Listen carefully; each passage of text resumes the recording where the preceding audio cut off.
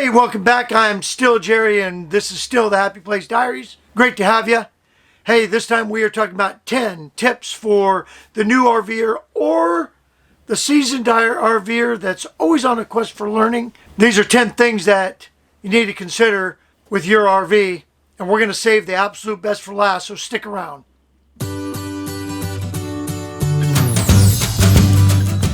Hey, welcome back to the Happy Place Diaries. If you are a returning Happy Place Diaries subscriber, great. Thanks for coming back. If you are new to the channel, it's great to have you. Let's dive right in. And these are all just tips for primarily a new RVer. But I guess this would apply if you're just, man, it's cold out here. I don't know if you can see that. Anyway, this would apply if you're getting a new rig. So let's dive in. Number one, get to know your rig inside and out. Push every button, open every cabinet, know how the slide outs retract, know how they come back in, know how your gas systems work, your water systems work. Get to know your rig. You know, we have the luxury here of having our travel trailer parked right next door to the house. And so we could always come out here and tinker and whatnot. But when you're buying a new one, you need to really get to know it. And that way you're going to know when something doesn't sound right, or when something doesn't feel right, or when something doesn't look right. So get to know. Take that RV out on a shakedown trip.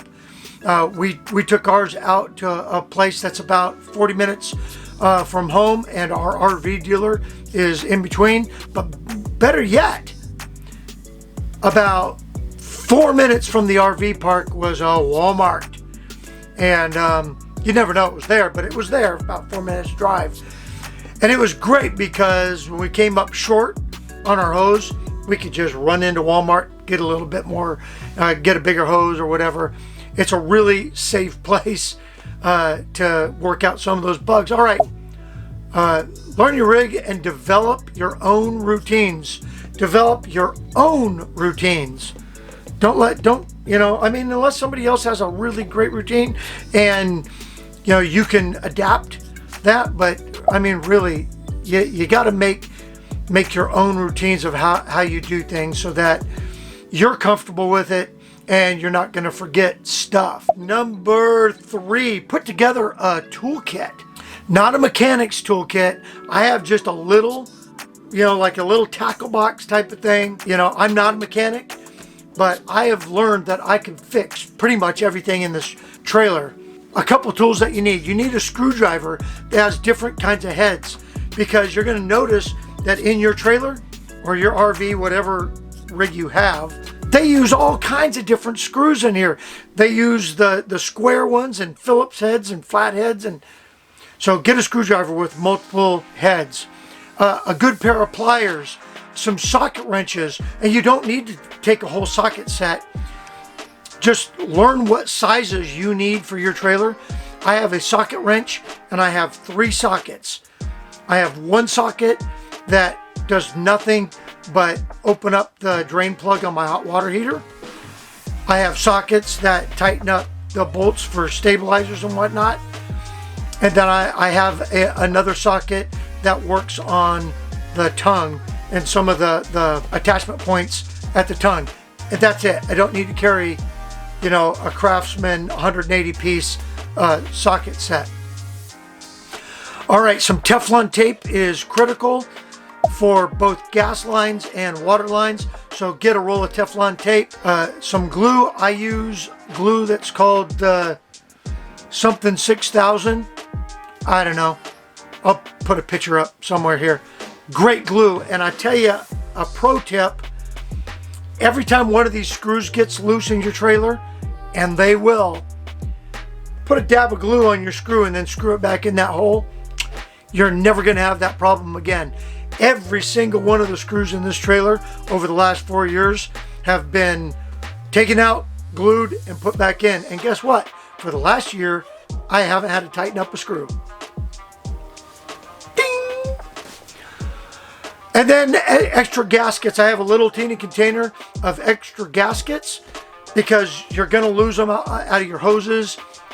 You know, put a couple extra gaskets in there, a couple different sizes, and you can refine that. But a good toolkit, along with duct tape, cable ties, or zip ties, is an absolute must. You will use them, I promise you. All right, tip number 4. All right, tip number 4 is to play around with all of your storage spaces. Hey, space is limited in an RV, so you need to figure out, you know, a really good way that you can maximize the use of your storage space. We're going to talk a little bit more about that in a later tip, but you only have so much storage space. You really can't add to it. So make the most of the storage space that you have and become very efficient with your storage space. All right, tip number 5, establish a setup and takedown routine. I'm reading notes. And stick to it so that you don't miss anything. And I'll tell you, every time we've missed something, it's because we got out of our routine. So if you got to write it down, laminate it, put it on your phone, do whatever, but establish a good setup and takedown routine, and you'll never have to worry about it as long as you stick to it. All right, tip number 6, don't spend a whole lot on trinkets and gadgets. Hey, look, folks, there are so many videos out there that talk about you got to have this and you got to have that. And I wish I would have listened to them. You got friends in the RV community that are going to tell you, no, you got to go get this and you got to go get that. No, you don't. Get what you need and take that shakedown and see what you don't need. Hey, look, I bought stuff that we've never, well, we've used it at least once, but then we never use it again. Don't invest in a whole lot of trinkets and gadgets unless you just absolutely have to have them. But remember, for every trinket and gadget you have, you got to put it somewhere. Go back to that storage tip. All right, tip number 7. Get a method of organizing your rig. Small space can clutter quickly. Hey, look, every one of our storage compartments, everything is in bins, boxes, totes, or something, because things clutter quickly in a trailer. We have a pretty good sized trailer, and things still get pretty cluttered in here if we're not careful. Be very aware of how you do that. You know, we reorganized our pantry. We added the pull-out drawers in our pantry because it reduced the clutter. It forced us to use the space right. All these cabinets behind me, bins and whatnot, you know, all of these cabinets, we have the bins that store games and snacks and tools and pet stuff and that kind of stuff. So get really good at organizing. We did the same thing in the bedroom. We added a 3-drawer cupboard system that we picked up at Target for nothing, and it slid right into the existing closet. It really helped us reduce the clutter and use our space efficiently. All right, number 8, do a walk around every time you hook up the trailer or you stop the trailer. This is super important. When we hook up the trailer at home before we take it out, I do a walk around. I start at the driver door and I walk the driver's side of the trailer, which is this side that I'm pointing at. I check everything. I check the windows. I check all the plugs. Everything's secure. Everything's closed. Everything's locked. Work my way around back. I'll check the awning for my slide out topper. Make sure that the screws don't look loose and everything is where it's supposed to be. Again, go back to knowing your rig. Then I work around to the back side. Teresa and I have a plan that if she does anything outside, if she unplugs the shore power, which she does on occasion if I'm doing something else, she'll unplug the shore power and put it in. And ours is the kind that it winds itself into the trailer. She leaves when you flap down the little door. There's a little sliding door. She'll leave that up. And then I know that I checked the back of the rig by pushing that down. That's kind of my little check there. If I didn't put that in, she'll leave it up. And then I'll work my way down the passenger side, check the steps, check the doors, check the windows. check the awning, make sure that it's in all the way. Then it puts me all the way back. I check the gas tanks and all of that, make sure that all my pins are in for the hookup. And then I check the front of the truck, make sure all the lights are on, etc. And then that works me right back to the driver door, and I'm golden. All right, so, do that walk around. And I do that to a lesser degree, but I do that every time we stop. If we stop at a rest stop, I walk around the trailer. I check the tires, I check all that stuff. And if you've watched our videos, you know that routine has definitely helped us out. All right, tip number 9.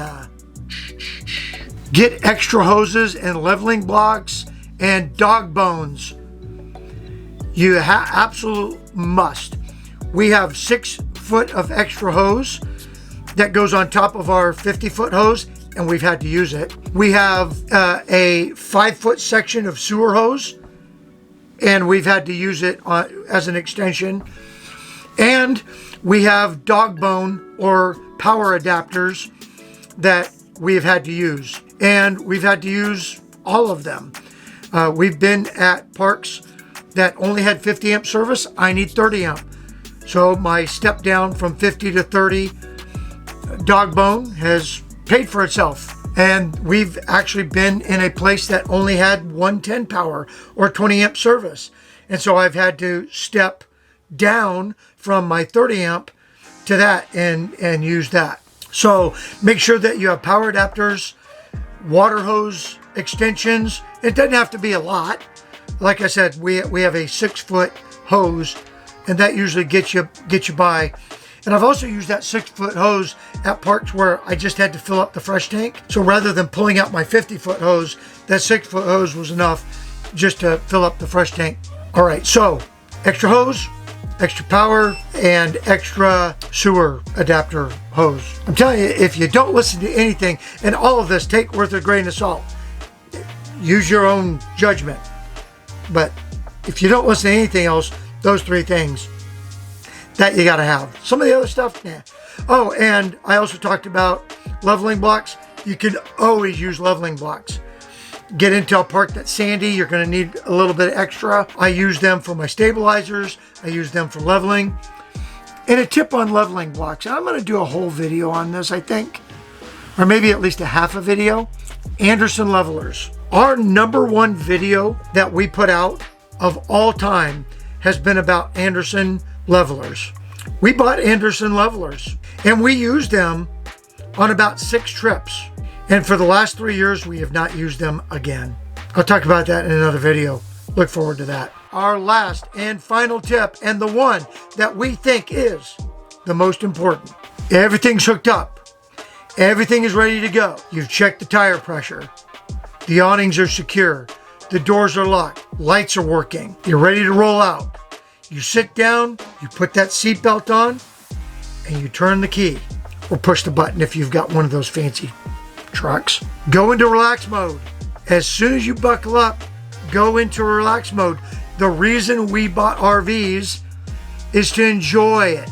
Absolutely just settle down, take a deep breath. The campsite will be there when you get there. You don't need to race, but just relax. Your vacation, your weekend out, if you're a full-timer, your trip that day, it all starts with buckling up and relaxing. That's why we embody the RV lifestyle, because we want to relax and enjoy life. So it starts with tip number 10, relax and get into that mode. And if you got to put a note on your dashboard that says, relax, that's a great tip. All right. Hey, listen, that's it. Give me a thumbs up if you liked the video. Give me a thumbs down if you didn't, but let me know why. Hit that subscribe button and visit some of the videos that are going to pop up over here. We would love to keep you in our community. New videos every Sunday, every Wednesday, and live streams on Mondays. All right, check us out. Thanks for coming along. We really appreciate y'all.